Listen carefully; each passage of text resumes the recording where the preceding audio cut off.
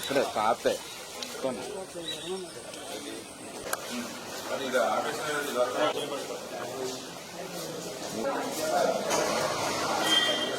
Last 5 years save చేసినట్లేదు slab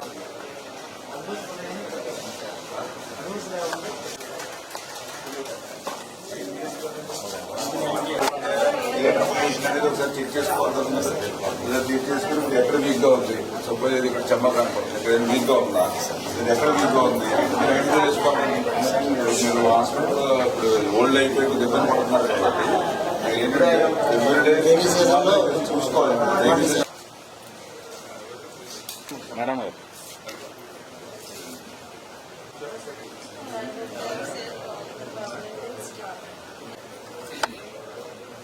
యాక్చువల్గా 1 year లో complete కావాలి.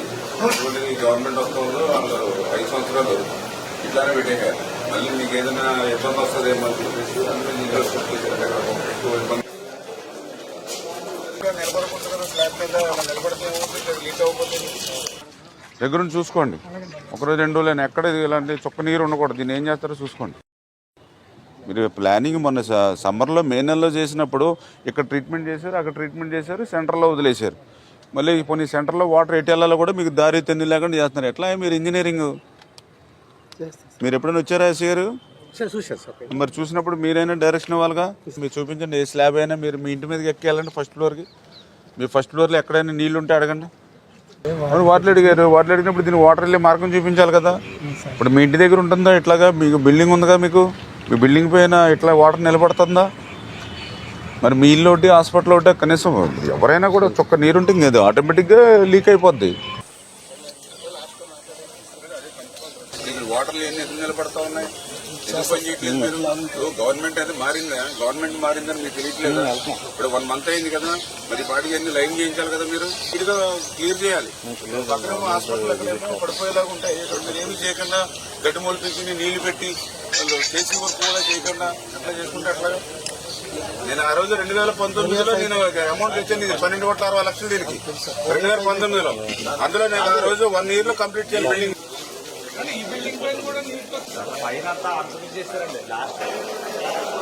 ఇప్పుడు వాటర్ వచ్చింది. ఇది ఈ వాటర్ ఎటు వెళ్తుంది? ఇప్పుడు రేపు పొద్దునైనా సరే అది ఇంత వాటర్ నిలబడింది ఏంటి? దీనికి స్లోప్ లేదేంటి?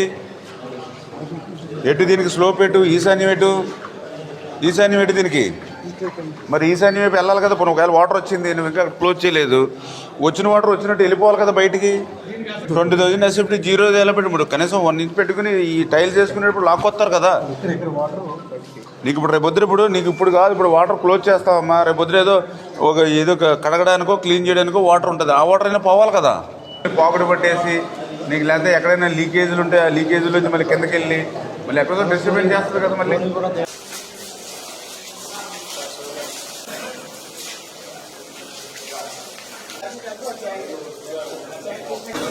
ఐరన్ పోతుంది.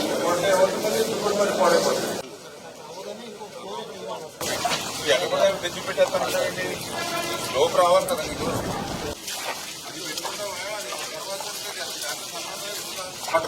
సెంటరింగ్ కట్టినప్పుడు లెవెల్ మెయింటైన్ చేస్తారు.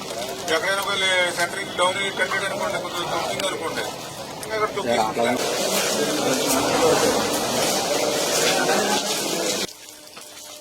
మొన్న మీరు వచ్చారంట కదండి. ప్రారంభించుకోలేని భవనం కూడా ఇంకా లీకేజీలు వస్తూ ఉన్నాయి అని అంటే మరి ఏదైతే ఈ యొక్క వైఎస్ఆర్సీపీ వాళ్ళ ప్రభుత్వ విధ్వంసానికి ఎక్కడో అమరావతి లేకపోతే ఎక్కడో పోలవరము లేకపోతే ఎక్కడో ప్రజావేదికో కాదు, మన పాలకులలో కూడా వాళ్ళ విధ్వంసానికి ప్రత్యక్ష సాక్ష్యాలుగా మరి ఏదైతే ఆ నూతన భవనం ప్రభుత్వాసుపత్రి భవనం కానీ మొన్ననే మేము చూసాం ఏదైతే బొండాడు వెంకటరాజు గుప్తా కళాక్షేత్రం కానీ ఇట్లా వాళ్ళ విధ్వంసానికి ఎట్లా ప్రతి ప్రాంతంలోనే ఎట్లా బలైపోయాయి.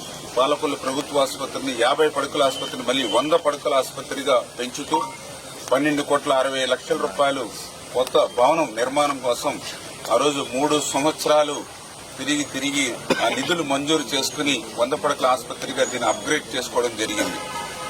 ఆ రోజు చాలా క్లియర్ గా టెండర్ లో కూడా అగ్రిమెంట్ లో కూడా ఏదైతే కొత్త బిల్డింగ్ ఏదైతే ఉందో అది సంవత్సరంలో పూర్తవ్వాలని చెప్పేసి ఆ రోజు మేము అగ్రిమెంట్ లో కూడా మరి పెట్టుకోవడం జరిగింది.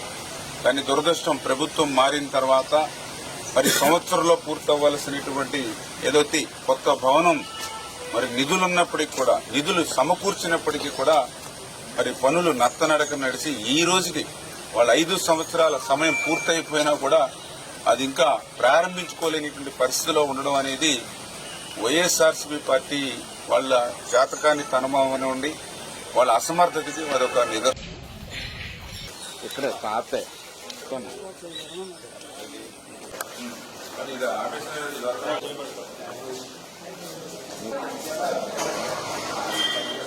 లాస్ట్ 5 years చేసినట్లేదు స్లాబ్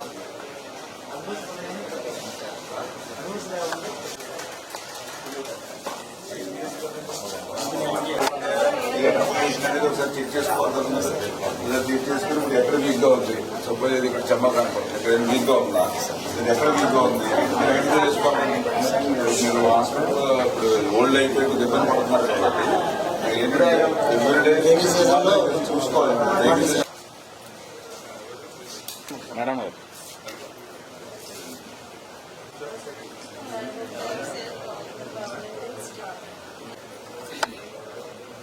యాక్చువల్గా 1 year లో కంప్లీట్ కావాలి. ఈ గవర్నమెంట్ వస్తుందో వాళ్ళు 5 సంవత్సరాలు ఇట్లానే పెట్టేయాలి. మళ్ళీ మీకు ఏదైనా ఇబ్బంది వస్తుందేమో నిలబడకుండా కదా స్లాబ్ మీద నిలబడితే లీక్ అవ్వకపోతే దగ్గర నుంచి చూసుకోండి. ఒకరోజు 2 రోజులు ఎక్కడ ఇలాంటి చుక్క నీరు ఉండకూడదు. దీన్ని ఏం చేస్తారో చూసుకోండి. మీరు ప్లానింగ్ మొన్న సమ్మర్లో మే నెలలో చేసినప్పుడు ఇక్కడ ట్రీట్మెంట్ చేశారు, అక్కడ ట్రీట్మెంట్ చేశారు, సెంటర్లో వదిలేశారు. మళ్ళీ కొన్ని సెంటర్లో వాటర్ ఎటు వెళ్ళాలో కూడా మీకు దారి తెంది లేకుండా చేస్తున్నారు. ఎట్లా మీరు ఇంజనీరింగ్ మీరు ఎప్పుడైనా వచ్చారా ఎస్సీ గారు? మరి చూసినప్పుడు మీరైనా డైరెక్షన్ ఇవ్వాలిగా. మీరు చూపించండి. ఏ స్లాబ్ అయినా మీరు మీ ఇంటి మీదకి ఎక్కేయాలంటే ఫస్ట్ ఫ్లోర్కి.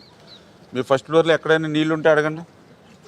వాటర్ అడిగారు. వాటర్ అడిగినప్పుడు దీన్ని వాటర్ వెళ్ళే మార్గం చూపించాలి కదా.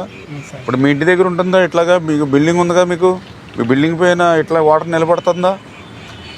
మరి మీ ఇల్లు ఒకటి హాస్పిటల్ ఒకటి కనీసం ఎవరైనా కూడా చుక్క నీరుంటే ఇంకేది ఆటోమేటిక్గా లీక్ అయిపోద్ది.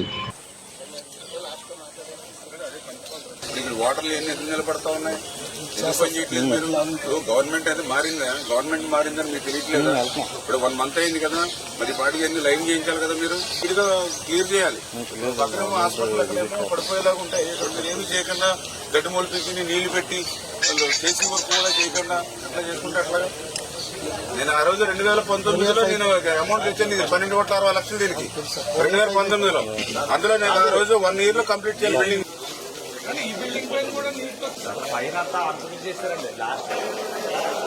ఇప్పుడు వాటర్ వచ్చింది. ఇది ఈ వాటర్ ఎటు వెళ్తుంది? ఇప్పుడు రేపు పొద్దునైనా సరే అది ఇంత వాటర్ నిలబడింది ఏంటి? దీనికి స్లోప్ లేదేంటి? ఎటు దీనికి స్లోప్ ఎటు? ఈశాన్యం ఎటు? ఈశాన్యం ఎటు దీనికి? మరి ఈశాన్యం వైపు వెళ్ళాలి కదా. ఇప్పుడు ఒకవేళ వాటర్ వచ్చింది, నువ్వు ఇంకా క్లోజ్ చేయలేదు, వచ్చిన వాటర్ వచ్చినట్టు వెళ్ళిపోవాలి కదా బయటికి. 20,000 ఎస్ఎఫ్టీ 0 ఎలా పెట్టి ఇప్పుడు కనీసం 1 inch పెట్టుకుని ఈ టైల్స్ వేసుకునేటప్పుడు లాక్కొస్తారు కదా. నీకు ఇప్పుడు రేపొద్దు ఇప్పుడు నీకు ఇప్పుడు కాదు, ఇప్పుడు వాటర్ క్లోజ్ చేస్తావమ్మా. రేపొద్దు ఏదో కడగడానికో క్లీన్ చేయడానికో వాటర్ ఉంటుంది. ఆ వాటర్ అయినా పోవాలి కదా. పాకెట్ పట్టేసి నీకు లేకపోతే ఎక్కడైనా లీకేజీలు ఉంటే ఆ లీకేజీలు వచ్చి మళ్ళీ కిందకి వెళ్ళి మళ్ళీ ఎక్కడో డిస్టర్బెన్స్ చేస్తుంది కదా. మళ్ళీ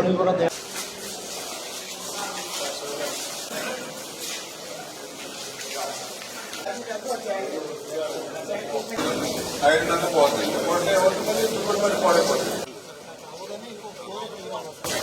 ఎక్కడ కూడా తెచ్చి పెట్టేస్తానండి. లోపు రావాలి కదా మీకు.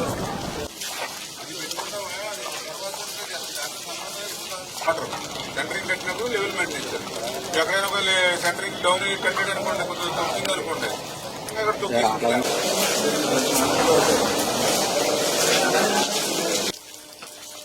మొన్న మీరు వచ్చారంట కదండి. ప్రారంభించుకోలేనిటువంటి భవనం కూడా ఇంకా లీకేజీలు వస్తూ ఉన్నాయి అని అంటే మరి ఏదైతే ఈ యొక్క వైఎస్ఆర్సీపీ వాళ్ళ ప్రభుత్వ విధ్వంసానికి ఎక్కడో అమరావతి లేకపోతే ఎక్కడో పోలవరము లేకపోతే ఎక్కడో ప్రజావేదికో కాదు, మన పాలకులలో కూడా వాళ్ళ విధ్వంసానికి ప్రత్యక్ష సాక్ష్యాలుగా మరి ఏదైతే ఆ నూతన భవనం ప్రభుత్వాసుపత్రి భవనం కానీ మొన్ననే మేము చూస్తాం ఏదైతే బొండాడు వెంకటరాజు గుప్తా కళాక్షేత్రం కానీ ఇట్లా వాళ్ళ విధ్వంసానికి ఎట్లా ప్రతి ప్రాంతంలోనే ఎట్లా బలైపోయాయి. పాలకుల ప్రభుత్వ ఆసుపత్రిని 50 పడకల ఆసుపత్రిని మళ్ళీ 100 పడకల ఆసుపత్రిగా పెంచుతూ 12,60,00,000 రూపాయలు కొత్త భవనం నిర్మాణం కోసం ఆ రోజు 3 సంవత్సరాలు తిరిగి ఆ నిధులు మంజూరు చేసుకుని 100 పడకల ఆసుపత్రిగా దీన్ని అప్గ్రేడ్ చేసుకోవడం జరిగింది. ఆ రోజు చాలా క్లియర్ గా టెండర్ లో కూడా అగ్రిమెంట్ లో కూడా ఏదైతే కొత్త బిల్డింగ్ ఏదైతే ఉందో అది సంవత్సరంలో పూర్తవ్వాలని చెప్పేసి ఆ రోజు మేము అగ్రిమెంట్ లో కూడా మరి పెట్టుకోవడం జరిగింది. కానీ దురదృష్టం ప్రభుత్వం మారిన తర్వాత మరి సంవత్సరంలో పూర్తవ్వాల్సినటువంటి ఏదైతే కొత్త భవనం మరి నిధులున్నప్పటికీ కూడా నిధులు సమకూర్చినప్పటికీ కూడా మరి పనులు నత్తనడక నడిచి ఈ రోజుకి వాళ్ళ 5 సంవత్సరాల సమయం పూర్తయిపోయినా కూడా అది ఇంకా ప్రారంభించుకోలేనిటువంటి పరిస్థితిలో ఉండడం అనేది వైఎస్ఆర్సీపీ పార్టీ వాళ్ళ జాతకాన్ని తనమనివ్వండి వాళ్ళ అసమర్థతకి అదొక నిదర్శనం.